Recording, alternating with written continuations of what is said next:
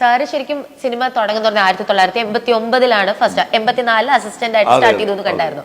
അപ്പം അന്നൊക്കെ ഞാൻ കേട്ടിട്ടുണ്ട് പല സിനിമകളും ആദ്യത്തേക്ക് ഒരു 2 ആഴ്ച ആള് പോലും ഉണ്ടായിരിക്കില്ല. പക്ഷെ 2 ആഴ്ച കഴിയുമ്പോൾ മൗത്ത് പബ്ലിസിറ്റി വഴി ആളുകൾ വരുന്നു, കൂടുന്നു, അത് സൂപ്പർ ഹിറ്റായി മാറി ചരിത്രം നമുക്കുണ്ട് പല സിനിമകൾക്കും. എന്നാൽ ഇന്നത്തെ കാലത്ത് പറഞ്ഞ ഒരു ഫസ്റ്റ് ഷോ കഴിയുമ്പോഴത്തേക്കും പലരും എനിക്ക് സിനിമ ഇഷ്ടമായില്ല എന്നല്ല പറയുന്നത്, സിനിമ കൊള്ളില്ല, സിനിമ മോശമാണ്, ഫ്ലോപ്പാണ്, വെറുപ്പിയാണ്, ഈ രീതിയിലാണ് ആളുകൾ ഡയലോഗ് പറയുന്നത്. അപ്പം ഒരു അതിന് വെർഡിക്റ്റ് ചെയ്യുക. അപ്പം അതിനെ പറ്റിയിട്ട് സാറിന് എന്ത് തോന്നുന്നു? ഇപ്പം ഇത്രയും ഈ ഒരു സിനിമയുടെ ഫുൾ എൻറ്റയർ ട്രാൻസ്ഫോർമേഷൻ പ്രോസസ്സ് നേരിട്ട് വിറ്റ്നസ് ചെയ്ത ഒരാളാണ്. അപ്പം how do you feel it sir? അതിനെ ഹൗ ഡു ടേക്ക് ഇറ്റ്?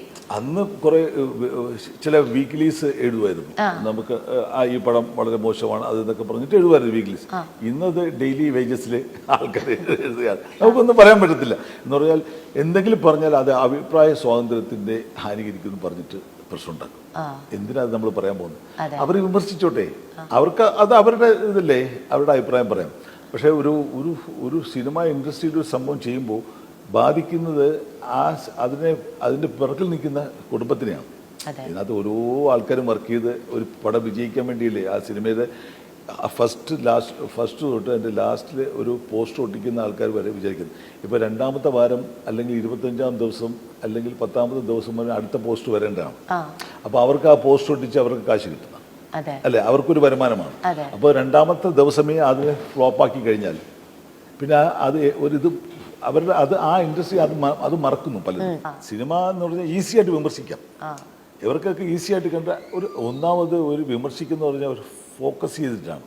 നമുക്കറിയാതെ ആരെ ഫോക്കസ് ചെയ്യുന്നത്, അതെ, ആരെയാണ് ഇതിന് വിമർശിക്കുക. ഇപ്പൊ എന്നെയാണെങ്കിൽ എനിക്ക് കുഴപ്പമൊന്നുമില്ല, ആരെന്ത് വിമർശിച്ചാലും ഞാൻ ഓക്കെ പറയും, അവരുടെ തൊട്ട് കൈ കൊടുക്കും, മോനെ ഈ നാളെ ഇങ്ങനെ പറയുന്നത്, അത് എനിക്കത് പ്രശ്നമൊന്നുമില്ല.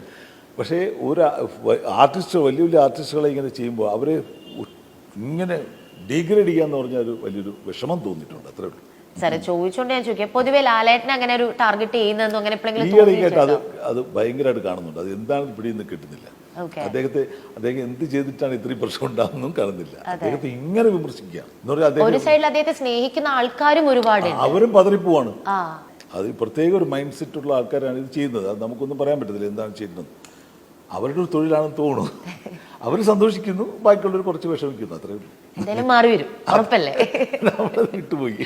അതെ, ഇപ്പൊ നരസിംഹത്തിലെ 6-ാം തമ്പുരാനിലെ നമ്മുടെ ലാലേട്ടന്റെ ഒരു ഡ്രസ്സിങ്ങും ഒരു ഗെറ്റപ്പും ഉണ്ട്. വല്യേട്ടനിലെ നമ്മുടെ മമ്മൂക്കയുടെ ഗെറ്റപ്പ്, അത് കഴിഞ്ഞപ്പോ ചിന്താമണി കൊലക്കേസിലെ നമ്മുടെ ലാൽകൃഷ്ണ അദ്ദേഹത്തിന്റെ സെറ്റപ്പ്, ഇതൊക്കെ ആണെങ്കിൽ മുടി കുറച്ച് ബാക്കിലേക്കാക്കി, ഇവിടെ ചെറിയൊരു ചുരുണ്ട മുടി, രുദ്രാക്ഷം അല്ലെങ്കിൽ മറ്റേ വലിയ ജുബ്ബ, മുണ്ട്, നമ്മുടെ ഒരു പ്രോപ്പർ കേരള മെൻ എന്നൊക്കെ പറയുമ്പോഴത്തേക്ക് നമ്മുടെ മനസ്സിലേക്ക് കയറുന്ന ഒരു ഇമേജ് ആണല്ലോ.